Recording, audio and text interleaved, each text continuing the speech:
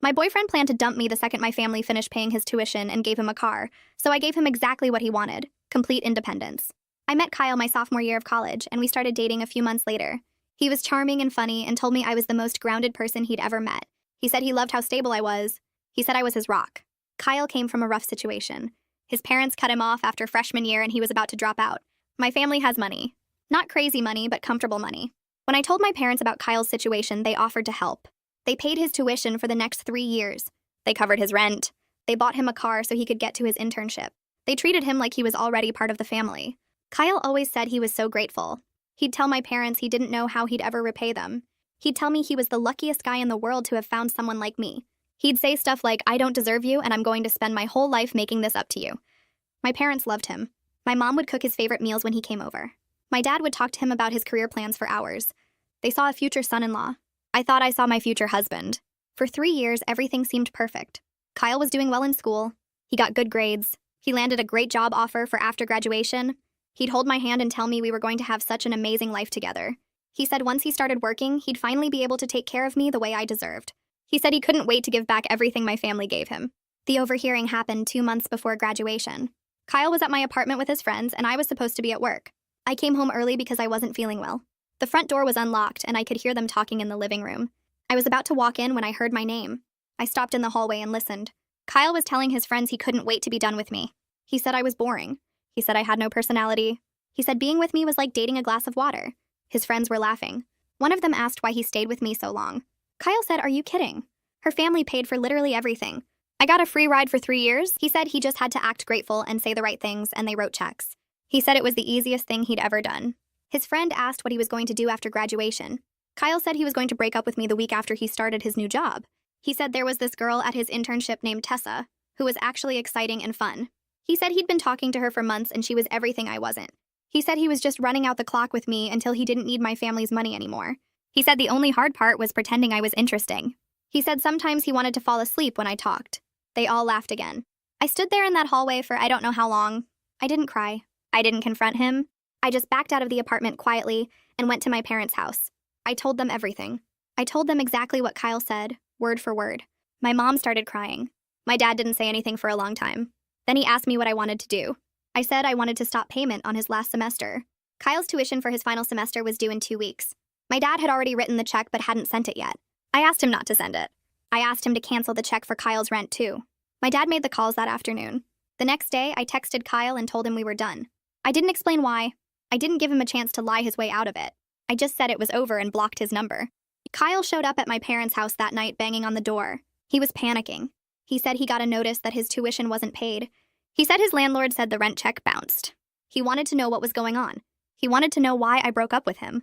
He said whatever he did, he was sorry. He said he loved me. He said I was his rock. My dad opened the door and told Kyle he knew everything. He told Kyle he heard what he said about me. He told Kyle he was the most ungrateful person he'd ever met. Kyle tried to deny it. He said it was taken out of context. He said his friends pressured him to say that stuff. He said he didn't mean any of it. My dad said it didn't matter what he meant. He said the money was gone and Kyle could figure out the rest on his own. But 3 weeks later, my company called. He'd applied for the same graduate program I was in and told HR I'd sabotaged his college funding out of jealousy. I sit in Kiana's office trying to process what she just told me. Kyle applied to my exact graduate program. He told HR I sabotaged his college funding out of jealousy. My hands are shaking. I grip the armrest of the chair to steady myself. He's trying to destroy my professional reputation the same way he destroyed 3 years of my life. Kiana is watching me carefully. She has a notepad in front of her with my name written at the top. She asks for my side of the story. I take a deep breath. The air feels thick in my lungs. I explain that Kyle and I dated for 3 years while my family paid his tuition, rent, and bought him a car. My voice sounds steadier than I expected. I tell her about the overheard conversation. The words come out mechanical. He called me boring. He said I had no personality. He said being with me was like dating a glass of water. I tell her he was just using my family's money, that he planned to dump me the week after he started his new job. Kiana writes everything down. Her pen moves quickly across the paper. I pull out my phone with trembling fingers. I show her the timeline. The exact dates my dad stopped the tuition payment and rent check after I told them what Kyle said. She leans forward to look at the screen. She takes notes carefully. Then she asks if I have any proof of what I overheard. My stomach drops. I don't have recordings. I was sick that day. I came home early. I just stood in the hallway and listened. I didn't think to record anything. I tell her no. Just my word. She nods slowly and makes another note. Kiana explains that HR has to investigate any accusation of sabotage seriously. Her tone is professional but not unkind. She says it could indicate problems with my judgment and integrity in the workplace. The words hit me like a punch. My judgment, my integrity. Kyle is questioning those things after what he did. She says I'll need to provide documentation of the financial support. She says I should be prepared for them to contact Kyle for his version of events. I nod because I don't trust my voice right now. She tells me the investigation will take a few weeks. She stands up. The meeting is over. I leave the HR office feeling sick. My legs are unsteady as I walk down the hallway. I immediately call my parents. My hands are still shaking as I dial. My mom answers on the second ring. I can barely get the words out before I start crying. I tell her that Kyle is now trying to ruin my career after everything he already did. My voice breaks. I'm standing in the stairwell because I can't make it back to my desk. My mom is asking questions, but I can't focus. My dad gets on the phone. His voice is cold with anger. It's a tone I rarely hear from him. He says he kept every receipt, every tuition payment record, every check he wrote for Kyle's rent. He'll send everything to HR today. He tells me Kyle picked the wrong family to mess with. His words are sharp and certain. I feel a tiny bit of relief cut through the panic. That evening, I sit in my apartment going through old text messages from Kyle. I'm looking for anything that might help my case. My laptop is open on the coffee table. My phone is in my hand. I scroll back through months of conversations. I find dozens of messages where he thanked my parents. Messages where he called himself lucky. Messages where he promised to pay them back someday. I screenshot every single one. My thumb moves mechanically across the screen. Each message feels like evidence of his lies. I create a folder and save them all. It takes me 2 hours to go through everything. By the time I finish, my eyes are burning from staring at the screen. Martina stops by my desk the next morning. She asks if I'm okay because I look terrible. I probably do. I didn't sleep much. I tell her what's happening. Her face goes from concerned to angry in seconds. She immediately offers to help however she can. She says everyone in the program knows I have integrity. Her words make me want to cry again, but I hold it together. She squeezes my shoulder before walking back to her desk. An hour later, my supervisor Dante calls me into his office. My heart is racing as I walk down the hall. He says HR briefed him on the situation. He's sitting behind his desk with his hands folded. He tells me that my work has been excellent. He doesn't believe the accusation, but the investigation has to run its course. He says to focus on my projects and let HR handle the rest. I thank him and leave. I spend the weekend at my parents' house helping them organize 3 years of financial records. We spread everything out on the dining room table. We find tuition receipts totaling $42,000, rent checks for another $18,000, the car purchase documentation for $15,000, $75,000 total. My mom keeps sorting papers into piles. My dad is making copies of everything. The numbers are staggering when you see them all together. My mom keeps apologizing for ever trusting Kyle. Her voice is thick with guilt. I have to remind her that he fooled all of us. That's what he was good at. She says she feels stupid for treating him like family when he was just using us the whole time. My dad puts his hand over hers. We work in silence for a while. The only sound is papers shuffling and the copy machine running. On Monday morning, I print out everything. The tuition receipts go in one folder. The rent checks go in another. The car purchase papers get their own section.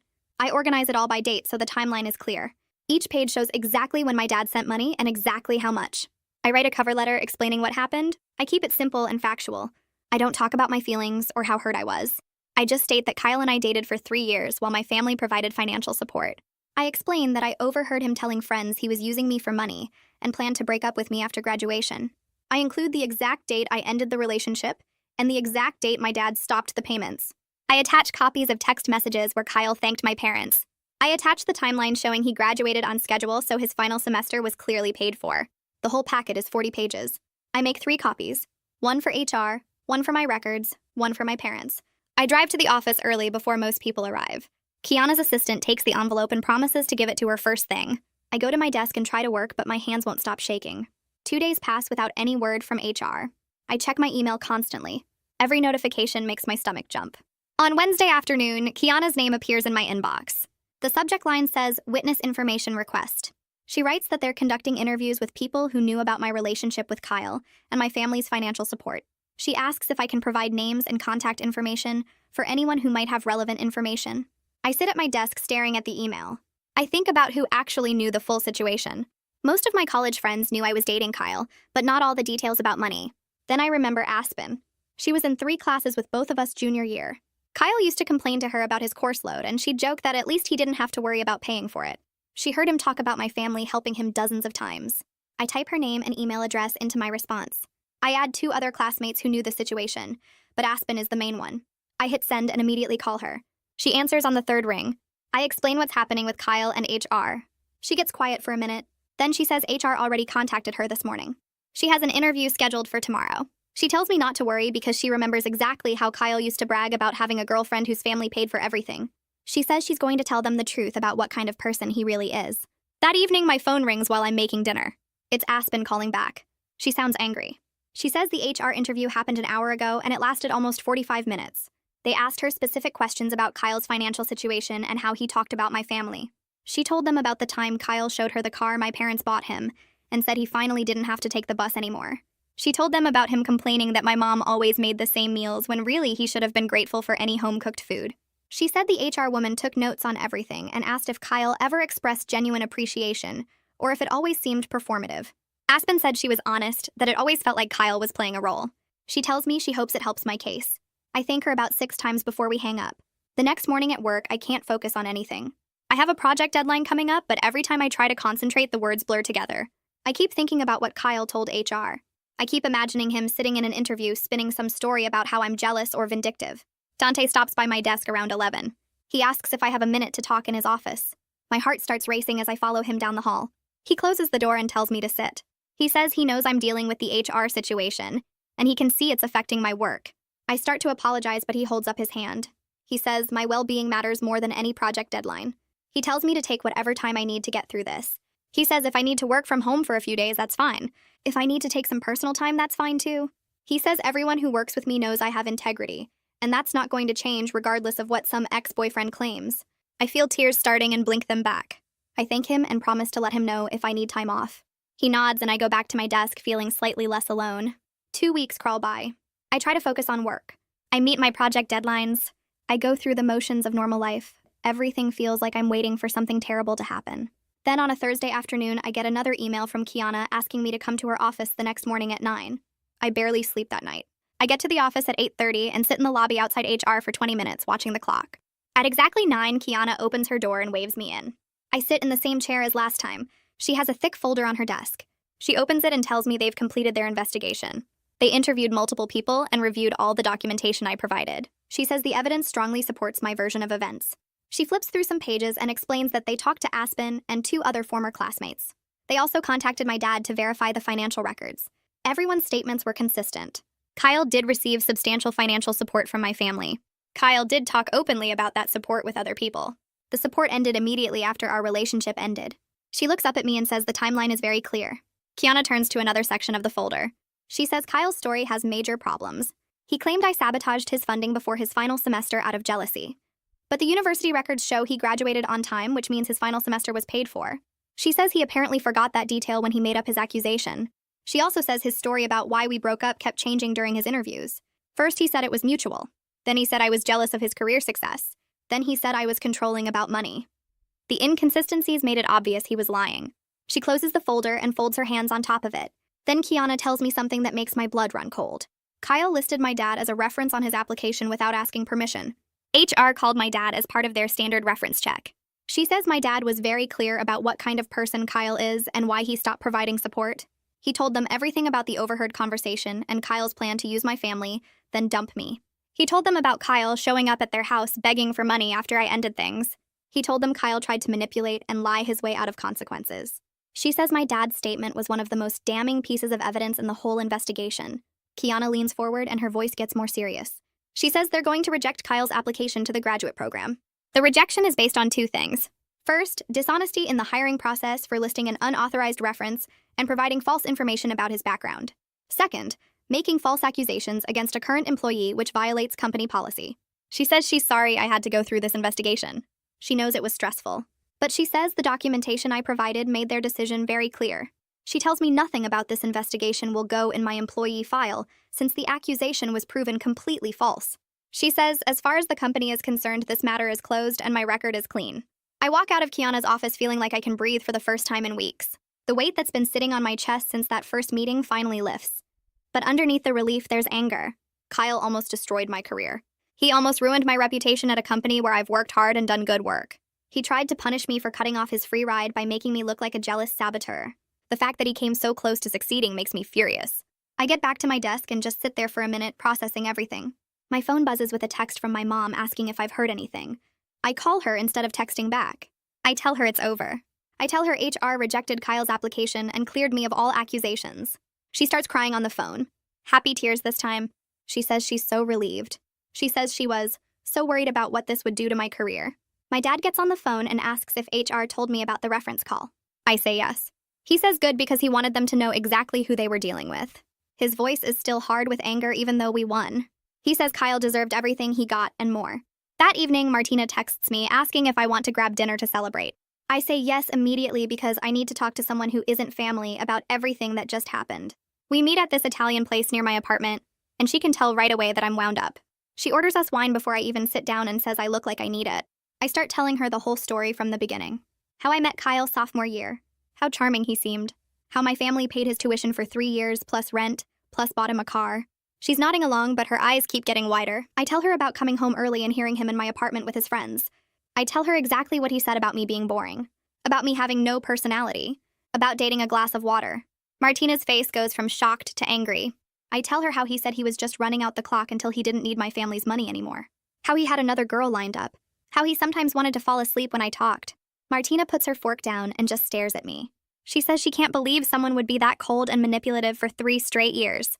She says most people can't even fake being nice for 3 days, let alone 3 years. I tell her about cutting off his funding and breaking up with him. About him showing up at my parents' house panicking.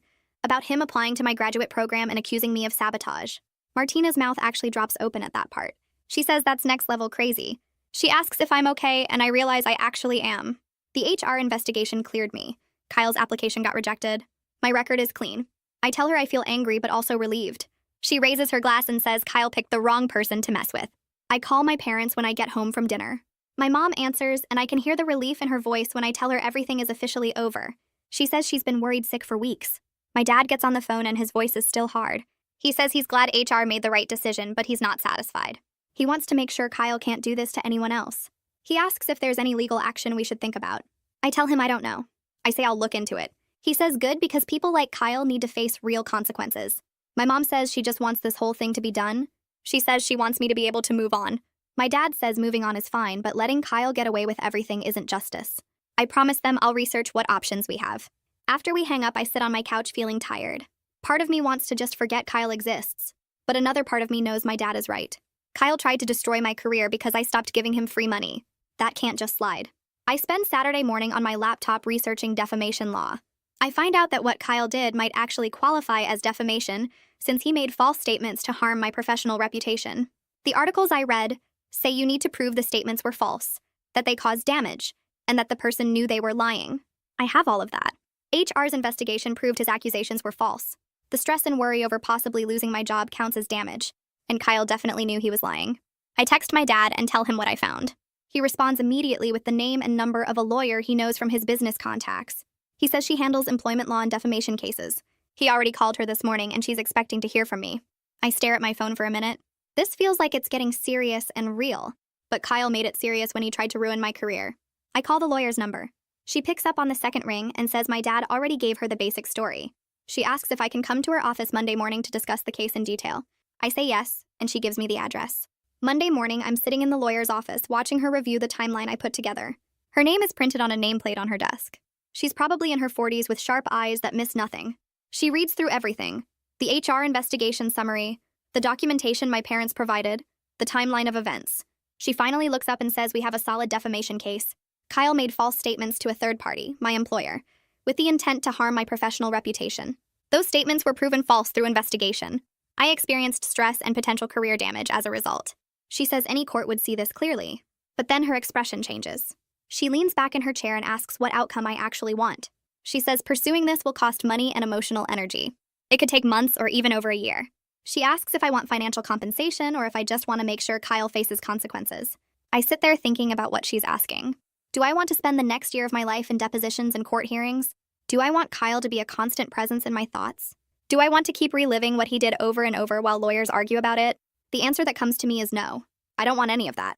I tell the lawyer I don't want to spend the next year focused on Kyle and legal battles. I say I just want documentation of what happened in case he tries this with someone else. She nods like she understands. She says a lot of her clients feel that way.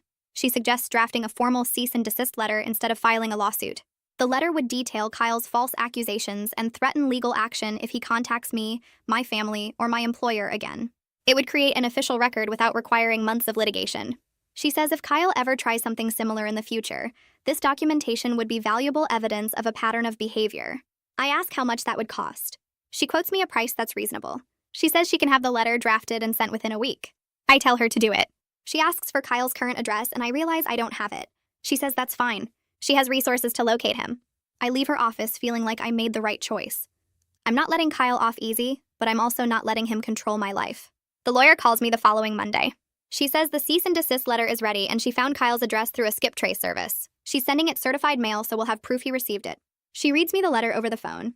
It's formal and detailed. It lists his false accusations to my employer. It states that these accusations were investigated and proven false. It warns that any further contact with me, my family, or my employer will result in immediate legal action, including a defamation lawsuit. It says any future false statements about me will be met with the full extent of legal consequences. The letter sounds serious and official. I thank her and she says she'll let me know when Kyle signs for the delivery. I hang up and feel something settle in my chest. Kyle is going to get this letter and know that his actions have real consequences. He's going to know that I'm not just going to let him try to destroy my life without fighting back. 2 weeks pass before I get the notification. The lawyer emails me a scanned copy of the delivery confirmation. Kyle received the letter. He signed for it last Tuesday. I stare at the signature on the screen. It's definitely his handwriting. The lawyer's email says he hasn't responded or tried to contact her office. She says that's actually a good sign. It means he's taking the letter seriously. I screenshot the confirmation and send it to my parents. My dad calls me 5 minutes later. He says good. He says Kyle needed to know he can't just walk away from what he did. My mom gets on the phone and asks if I feel better now. I tell her I do. I tell her it feels like a small victory. It's not a lawsuit or a court judgment, but it's something. It's proof that I didn't just let him get away with it. After we hang up, I save the delivery confirmation in a folder on my laptop. I hope I never need it again, but I'm glad it exists. Work starts feeling normal again over the next few weeks. The investigation fades into something that happened instead of something that's happening. People stop giving me concerned looks in the hallway. Dante stops by my desk one afternoon and asks if I have a minute. We walk to his office and he closes the door. He tells me something I wasn't expecting. He says the program director was impressed by how I handled the whole situation. She thought I stayed professional and focused even while dealing with a serious accusation. Dante says it actually strengthened their confidence in me. He says they see me as someone who can handle pressure without falling apart. I don't know what to say to that. I was just trying to survive. He tells me to keep doing what I'm doing. He says good things are coming. I walk back to my desk feeling lighter than I have in weeks. Aspen texts me asking if I want to meet for coffee. We haven't talked much since she did her interview with HR. I say yes, and we meet at this place halfway between our apartments. She hugs me when she sees me and says she's so glad everything worked out. We get our drinks and sit by the window. She tells me that other people from college have been asking about Kyle. Apparently word got around about what he did. She says our former classmates are talking about it. She says his reputation is basically destroyed. Never. People who used to hang out with him don't want anything to do with him now. She shows me her phone. Someone posted in our class group chat asking if anyone knew what happened with Kyle. The responses are brutal.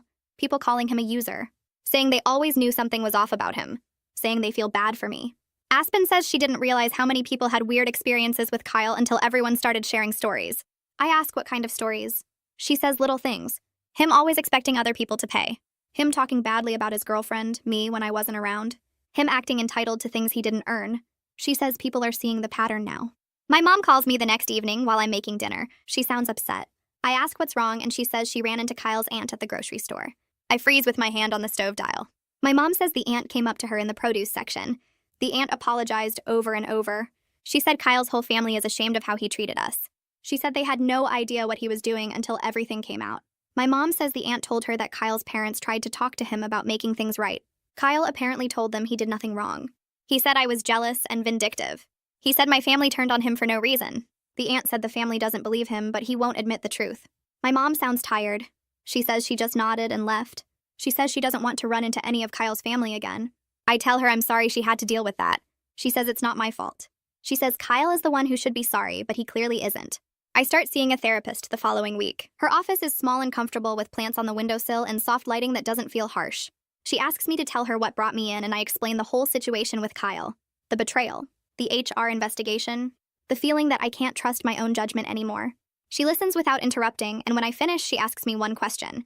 She asks what I think Kyle's behavior says about me. I tell her it says I'm stupid, that I'm gullible, that I can't read people. She shakes her head and says those are stories I'm telling myself. She says Kyle's actions say everything about his character and nothing about my worth. She says manipulators succeed because they're skilled at deception, not because their targets are flawed. I want to believe her, but it's hard. We schedule weekly sessions, and I commit to working through this properly instead of just pushing it down. 3 months pass, and work becomes my focus. The investigation is officially closed and filed away. People stop asking if I'm okay.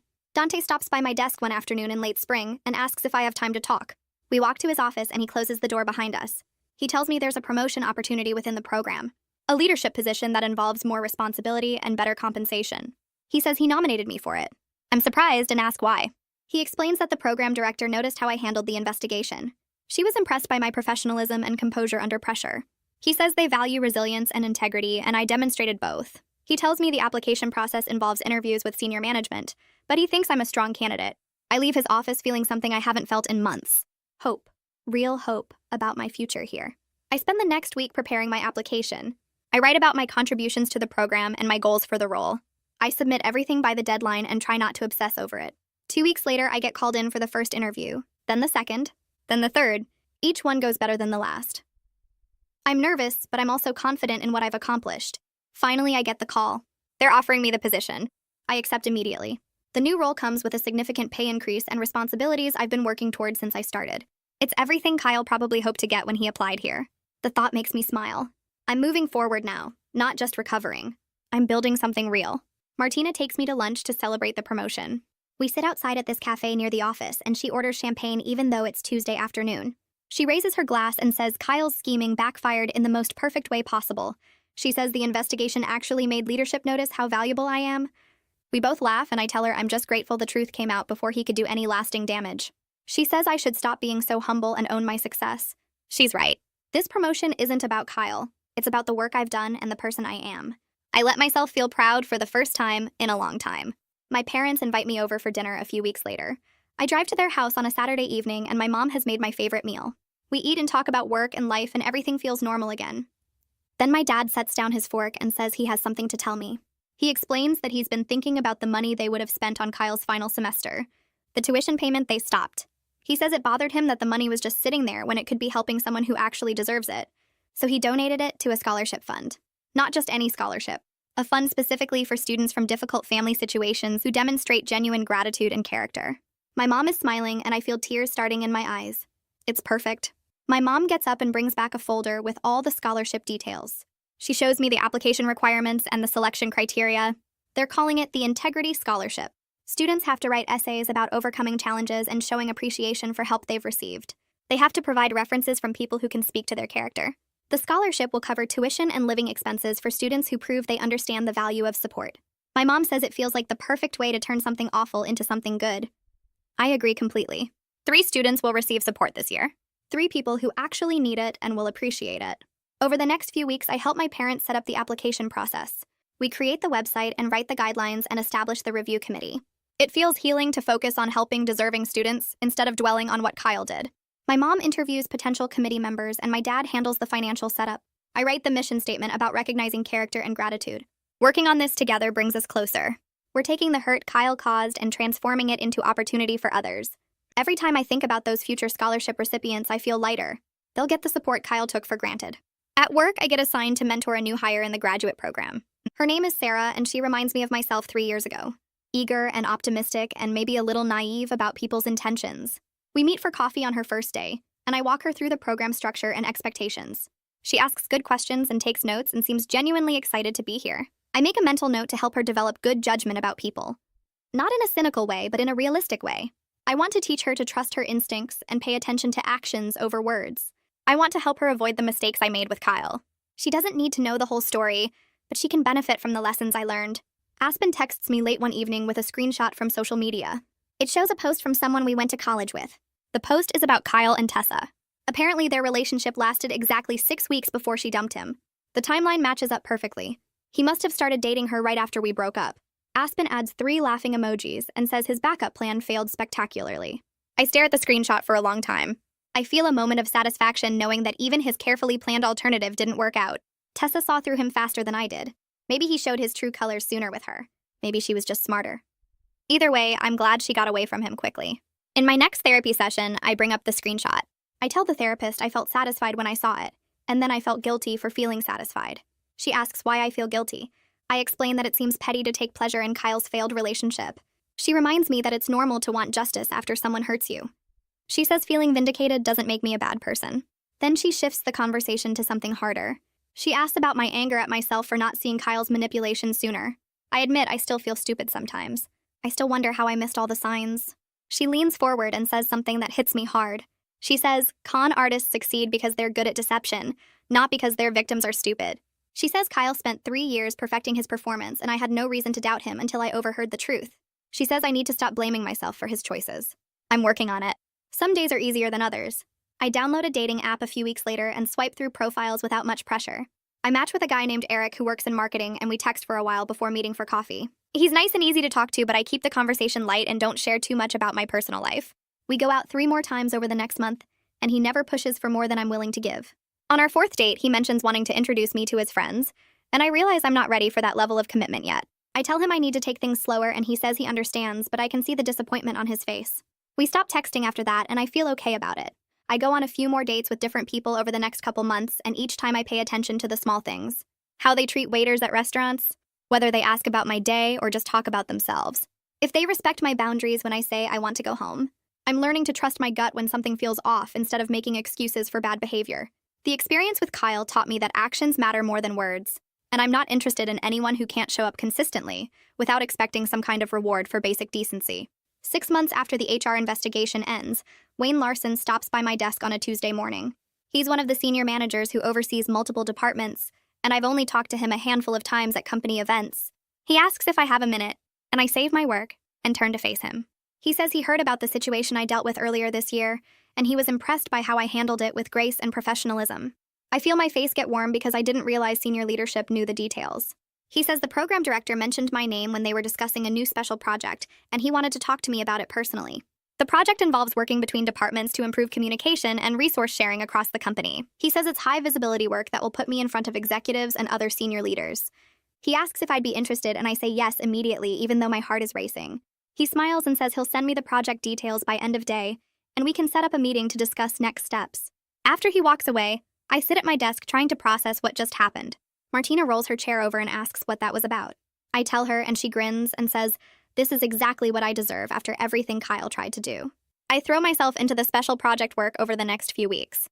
The assignment requires me to meet with department heads and coordinate schedules and identify areas where teams aren't working well together. It's exactly the kind of work that needs good judgment and the ability to see the big picture. I spend hours reviewing departmental reports and interviewing team leaders about their biggest challenges. I create spreadsheets tracking resource allocation and communication gaps. I draft proposals for how to improve collaboration without adding extra meetings or bureaucracy. Wayne checks in every few days to see how I'm progressing, and he always seems satisfied with my updates. The work is challenging, but I feel confident in my ability to handle it. Every time I present findings or make recommendations, I think about how Kyle tried to question my integrity and judgment. He wanted to make me look incompetent, but instead the investigation made leadership notice my actual capabilities. I'm doing work that matters, and people are listening to my ideas. It feels good in a way that has nothing to do with proving Kyle wrong, and everything to do with proving myself right. My parents drive down to visit on a Saturday afternoon, and I give them a tour of my new apartment. I moved to a bigger place 2 months ago and spent weeks decorating it exactly how I want. The walls are painted colors I picked, and the furniture is all mine. My mom walks through each room and keeps saying how grown up everything looks. She stops in the living room and turns to me with this soft expression on her face. She says I seem different from I did a year ago. Happier and more sure of myself. She says it's like I've grown into who I'm supposed to be instead of trying to fit into someone else's idea of me. My dad nods and adds that he can see the confidence in how I carry myself now. I didn't realize it was that obvious, but hearing them say it makes me realize they're right. I do feel more solid in who I am. More willing to trust my own judgment. Less interested in making myself smaller to make other people comfortable. We order takeout and eat dinner on my balcony, and I tell them about the special project. My dad asks detailed questions about the work, and I can see how proud he is. Not just of my professional success, but of how I handled everything that came before it. The special project wraps up after 2 months, and Wayne asks me to present the findings to the executive team. I spend a week preparing the presentation and practicing my delivery. Dante offers to do a practice run with me and sits through 3 rehearsals giving feedback on my pacing and slide design. He tells me to slow down when I talk and make eye contact with different people around the room. He says the executives will ask tough questions and I should pause before answering instead of rushing to fill silence. The morning of the presentation, I put on my best professional outfit and review my notes one last time. I walk into the executive conference room and set up my laptop while people file in. There are 12 executives sitting around the table, and Wayne introduces me and gives background on the project. I start the presentation and my voice only shakes a little on the first slide. By the third slide, I've found my rhythm and I'm explaining the data and recommendations with confidence. The executives ask questions throughout, and I answer each one clearly and directly. When I finish the program, director thanks me and says the findings are exactly what they needed to move forward with departmental restructuring. Wayne walks me out afterward and says I did excellent work. He tells me this kind of project usually goes to people with 5 more years of experience, and I handled it better than most of them would have. The program director catches me in the hallway 3 days after the executive presentation. She asks if we can talk in her office, and I follow her, trying not to panic about what this might mean. She closes the door and tells me to sit down. She says the executive team was very impressed with my work on the special project and the presentation. She explains that they've been discussing creating a new leadership track position within the graduate program. Someone who can help shape the program's future direction and mentor incoming hires. Someone who demonstrates the kind of judgment and integrity they want the program to be known for. She looks at me and says, they want me to apply for the position. I sit there for a second, not sure I heard her correctly. She smiles and says this is exactly the kind of opportunity I was hoping for when I started this job.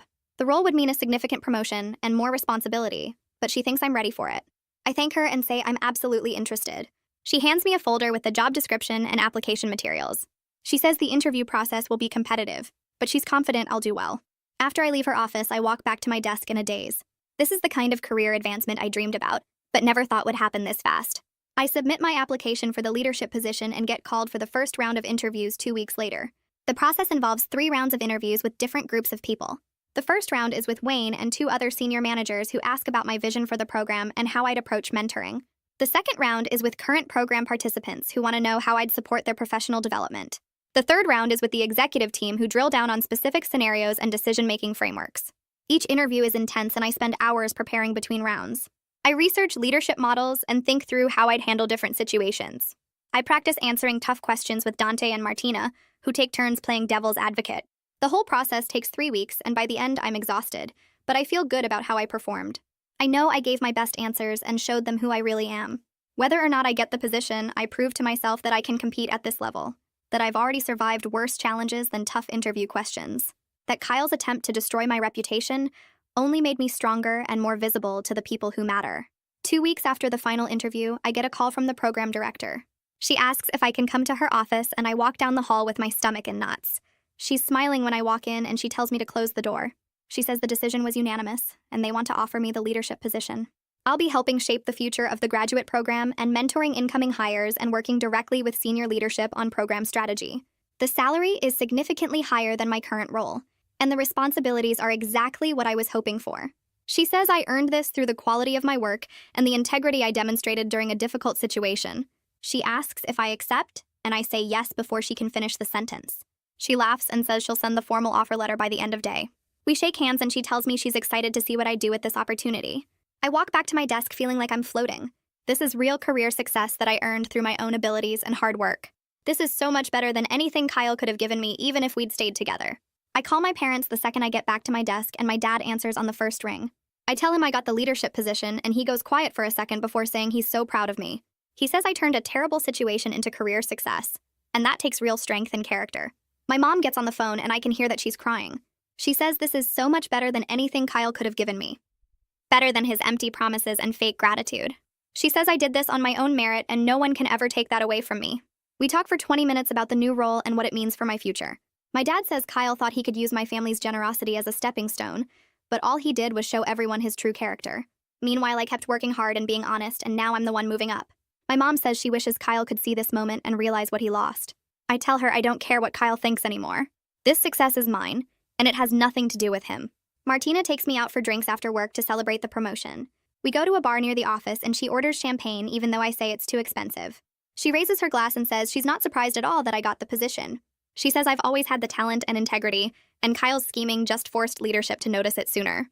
We talk about the new role and what it will involve, and she asks if I'm nervous about the increased responsibility. I tell her I'm excited more than nervous because I finally feel like I'm where I'm supposed to be. She says I seem lighter than I did 6 months ago, less weighed down by what Kyle did and more focused on what comes next. I realize she's right. I still think about the betrayal sometimes, but it doesn't define me anymore. It's just something that happened on the way to where I am now. Something that taught me to trust myself and pay attention to people's actions. something that made me stronger even though it hurt like hell at the time. Martina orders another round, and we spend the rest of the evening talking about our plans and dreams and everything we want to accomplish in our careers. The first thing I do after celebrating with Martina is sit down at my desk and write a thank you note to Kiana. I keep it professional but genuine because she handled everything fairly when she could have just believed Kyle's lies and made my life miserable.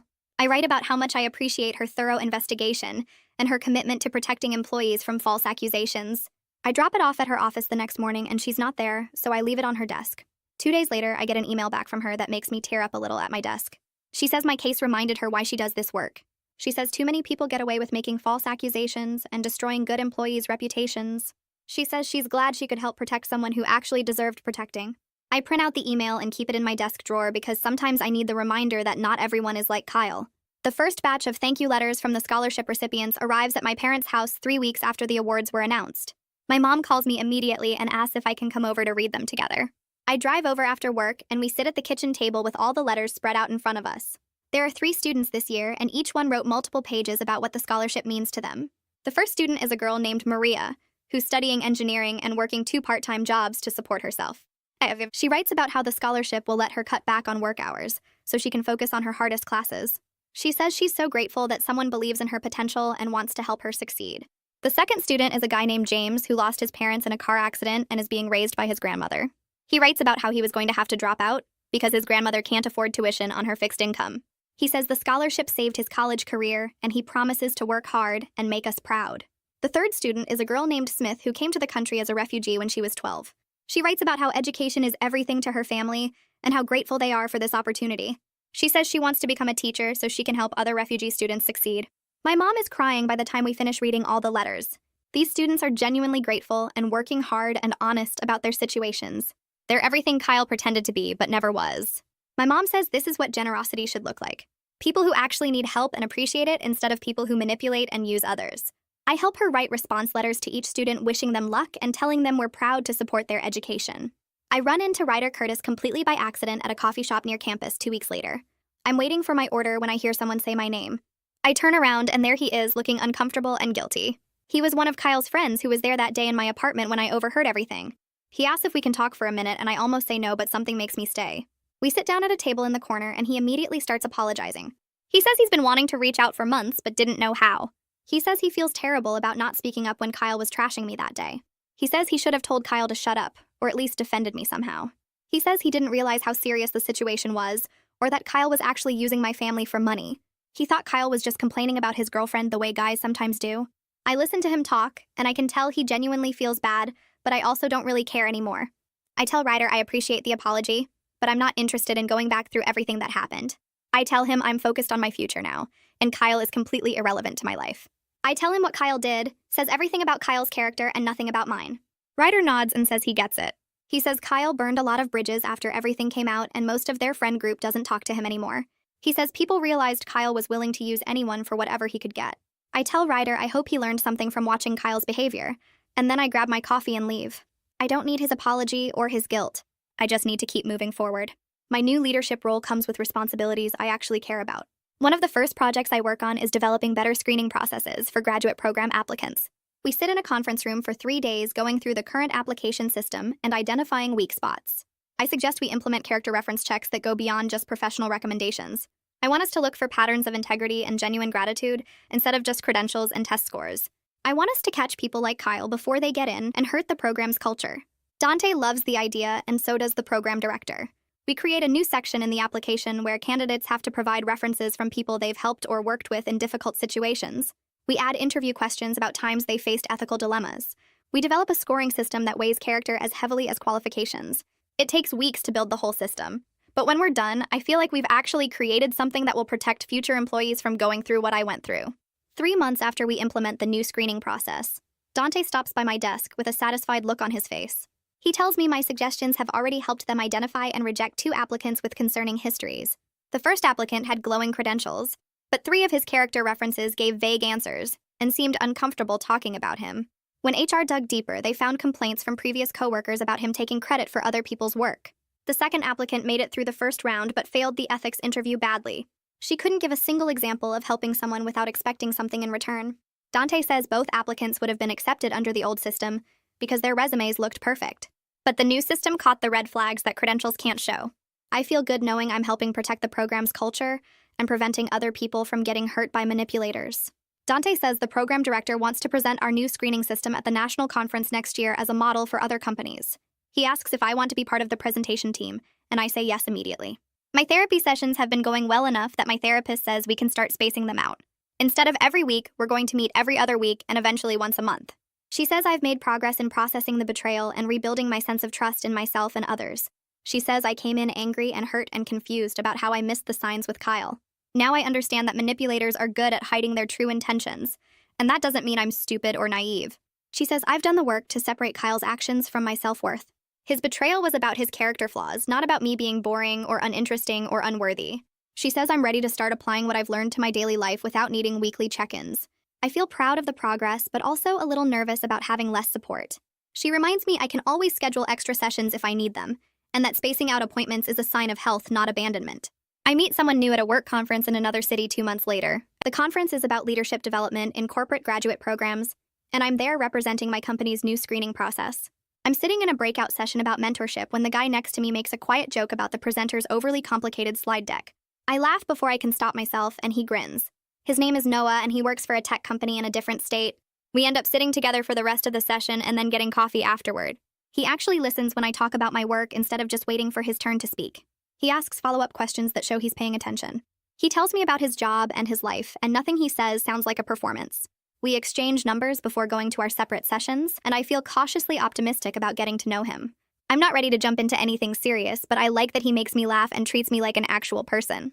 Noah and I start texting after the conference and then talking on the phone a few times a week. The relationship develops slowly, which feels right after everything with Kyle. Noah lives 3 hours away, so we can't see each other constantly, and that's actually good. We have time to get to know each other without rushing into anything. He's respectful of my boundaries and doesn't push when I say I want to take things slow. When I finally tell him about Kyle and what happened, he listens without judgment. He doesn't try to fix it or tell me what I should have done differently. He just says that sounds really hard and he's glad I got out when I did. We have our first real date 2 months after the conference when he drives to my city for the weekend. We go to dinner and a museum and walk around downtown talking about everything. He doesn't try to kiss me at the end of the night, which I appreciate. He texts me when he gets home saying he had a great time and wants to see me again soon. I realize I'm with someone who values me for who I actually am, instead of what I can give him. I invite Noah to meet my parents 4 months into dating. I'm nervous because my parents loved Kyle and I don't want them to compare or bring up the past. But my dad pulls me aside before Noah arrives and tells me they're not going to mention Kyle unless I want to talk about him. Noah shows up with flowers for my mom and a bottle of wine for dinner. He's polite and genuine and doesn't try too hard to impress them. He asks my dad about his work and listens to my mom's stories about their recent vacation. After Noah leaves, my dad tells me he can see the difference in how this person treats me. He says, with Kyle, I always seemed like I was trying to prove I was interesting enough or worthy enough. With Noah, I seem relaxed and happy just being myself. My mom agrees and says she can tell Noah actually enjoys my company instead of tolerating it. They both say they like him and want me to bring him around more often. I feel relieved and grateful that they can see what I see in him. A year passes, and I'm sitting in my new office reviewing quarterly reports for the Leadership Development Program. The HR investigation feels like something that happened to a different person in a different life. I still think about Kyle sometimes when I'm training new hires or reviewing applications, but mostly I feel grateful. Grateful the truth came out before I wasted more years. Grateful I learned what real manipulation looks like. Grateful I'm surrounded by people who value me for who I actually am instead of what I can provide. My relationship with Noah is steady and comfortable in ways my relationship with Kyle never was. We celebrated our 1-year anniversary last month with a weekend trip, and nobody had to prove anything or perform gratitude. My parents like him, and more importantly, they see how relaxed I am around him. My mom says I laugh more now than I did in all 3 years with Kyle. The interview panel meets every other week to review graduate program candidates, and I've gotten good at spotting red flags in applications. I ask questions about character references that go deeper than the standard verification. I look for patterns in how people talk about past relationships and previous support systems. My experience taught me to trust my instincts when something feels off about someone's story. Last month, we caught an applicant who inflated his credentials and blamed his college advisor when we asked for verification. Dante said my questions uncovered what everyone else missed. The screening process I helped develop has already prevented 2 potentially problematic hires from entering the program. I feel good knowing my worst experience is helping protect the company culture and future employees. My parents stop by for dinner one evening, and my mom brings photos of the scholarship recipients. 9 students have received support from the Integrity Scholarship Fund so far, and all of them are thriving in their programs. They send thank you letters and progress reports that my parents keep in a special folder. My mom shows me a letter from a student who says the scholarship saved her from dropping out, and now she's on track to graduate with honors. She tells me this is the best thing to come out of everything that happened with Kyle. Turning something awful into something that helps deserving students feels like the right kind of justice. My dad says they're planning to expand the fund next year to support even more students. I help them review applications sometimes, and it's healing to see genuine gratitude from people who actually appreciate the opportunity. Martina stops by my desk Tuesday afternoon asking about lunch plans, and I realize I'm exactly where I'm supposed to be. Life is busy with program development projects and candidate interviews and relationship stuff with Noah. It's challenging in good ways that push me to grow instead of diminishing me. The people around me value my judgment and contributions instead of tolerating my presence while waiting for something better. I close my laptop and grab my bag to meet Martina downstairs. She's telling me about a new restaurant downtown as we walk to the elevator, and I'm listening because I actually want to hear what she has to say. This is what real friendship looks like. This is what being valued feels like. Kyle's betrayal taught me the difference between people who use you and people who choose you. I choose to be here surrounded by people who see me as more than a resource to exploit.